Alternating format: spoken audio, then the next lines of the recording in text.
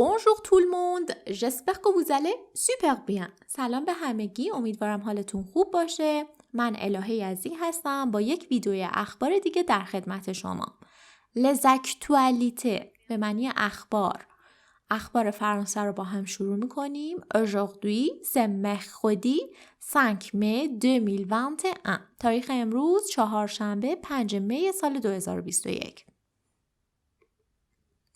Le président Emmanuel Macron commémore mercredi le bicentenaire de la mort de Napoléon, un anniversaire qui ravive les controverses autour de cette figure complexe et incontournable de l'histoire de France. رئیس جمهور امانوئل مکرون روز چهارشنبه 200 سالگی مرگ ناپلئون رو گرامی داشته. در واقع سالگردی که کلی بحث و مجادله پیرامون خودش داره به خاطر اینکه شخصیت پیچیده و اساسی در تاریخ فرانسه بوده و این سالگرد تمام این اتفاقات رو تداعی میکنه و زنده میکنه. خب ما توی این خبر یه فعلی رو میبینیم. فعلش هست کمموره به معنی گرامی داشتن. این فعل گروه اوله، به راحتی میتونیم صرف کنیم. پس اگر دوست دارین صرف این فعل رو برای من توی کامنت ها بنویسین. بریم سراغ خبر بعدی. Le CBD, c'est le cannabidiol, une molécule non psychotrope tirée du cannabis que l'on retrouve dans de nombreux produits alimentaires ou cosmétiques. Ces trois lettres sont aussi synonymes d'un marché au potentiel particulièrement lucratif si la France parvient à saisir cette opportunité. En effet, la réglementation française est en retard sur le sujet tandis que d'autres pays ont pris de l'avance. Pour en parler, Ali Laïdi reçoit Ludovic Rachou, président de l'Union des industriels pour la valorisation des extraits de chanvre.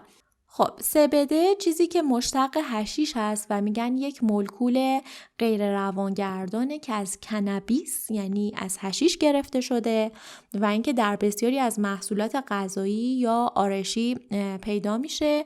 پرودویز الیمانتر یعنی محصولات غذایی و پرودوی کسمتیک یعنی محصولات آرایشی.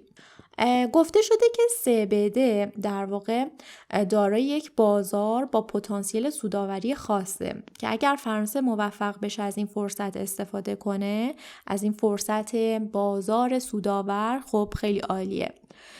در واقع مقررات فرانسه در مورد حشیش و این قضیه یه خورده دیرتر از کشورهای دیگه به جریان میفته. قوانینش هنوز وضع نشده و اینطور گفته شده که علی لیدی قبول کرده با لودویک قشو رئیس اتحادیه صنعتگران صحبت داشته باشه در رابطه با ارزیابی و ارزش‌گذاری عصاره‌های شاهدونه با هم صحبت داشته باشن. L'absence d'ordonnance médicale pour vacciner les 18 ans à 54 ans atteints de maladies chroniques en France relève du bon sens, s'est justifié mardi le ministre de la Santé Olivier Véran qui a plaidé en faveur de l'ouverture aux injections pour tous les adultes sur simple déclaration.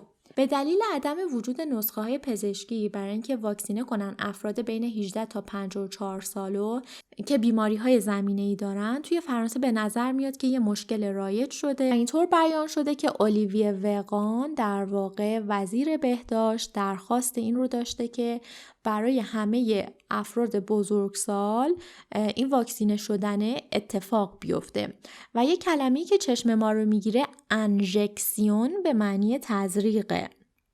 Alexandre Benalla, l'ancien collaborateur d'Emmanuel Macron, sera jugé du 13 septembre au 1er octobre à la fois pour les violences de la place de la Contrescarpe le 1er mai 2018 et pour son utilisation frauduleuse de passeports diplomatiques. گفته شده الکساندر بنالا همکار سابق امانوئل مکرون رئیس جمهور فعلی فرانسه سوغا جوژه یعنی محاکمه خواهد شد از تاریخ 13 سپتامبر تا اول اکتبر به دلیل خشونت‌هایی که در میدون کنتخوس کپ داشته و همچنین به دلیل استفاده جعلی و تقلبی پاسپورت‌های سیاسی. فرودولوز یعنی تقلبی و جعلی. utilisation یعنی استفاده، همونجور که میبینیم پاسپورت یعنی پاسپورت، دیپلماتیک یعنی سیاسی. L'actualité suivante خبر بعدی. Alors que plus de 15 millions de personnes ont reçu au moins une dose de vaccin en France et plus de 6 millions de doses. Olivier Véran table sur 3 millions de vaccinations contre le Covid cette semaine.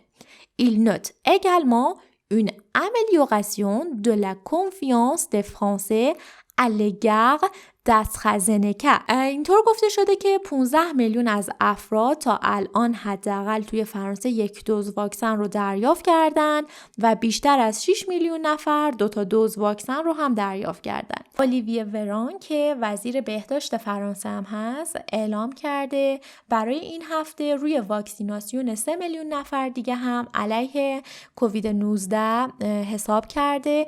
تبل اگر به تنهایی اسم باشه به معنی میزه، ولی اگر کاربرد فعلی داشته باشه فعلش تبله هست، گروه اوله به معنی روی چیزی حساب کردن. و همچنین اظهار داشته که اعتماد فرانسوی ها نسبت به واکسن آسترازنکا بهبود یافته و اینکه مردم تصور بهتری نسبت بهش پیدا کردن. کلمات آشنا میبینیم بین فارسی و فرانسه. دوز توی فارسی برای دارو دوز گفته میشه، توی فرانسه هم همینطور. واکسن توی فارسی و توی فرانسه هم وکسن. واکسیناسیون توی فارسی و توی فرانسه وکسیناسیون. خب اینم از خبر امروز. اگر ویدیو رو دوست داشتین لایک و کامنت فراموش نشه. اگر چنل رو سابسکرایب ندارین حتما اون رو سابسکرایب کنین تا از خبرهای جدید و آموزش‌های جدید با خبر بشین و اون علامت زنگوله رو هم بزنین تا از ویدیوهای جدید من زودتر با خبر بشین. خیلی خوشحال میشم که نظراتتون رو برام کامنت کنین. منتظر کامنتاتون هستم و به همه اونا جواب میدم. مرسی. au revoir.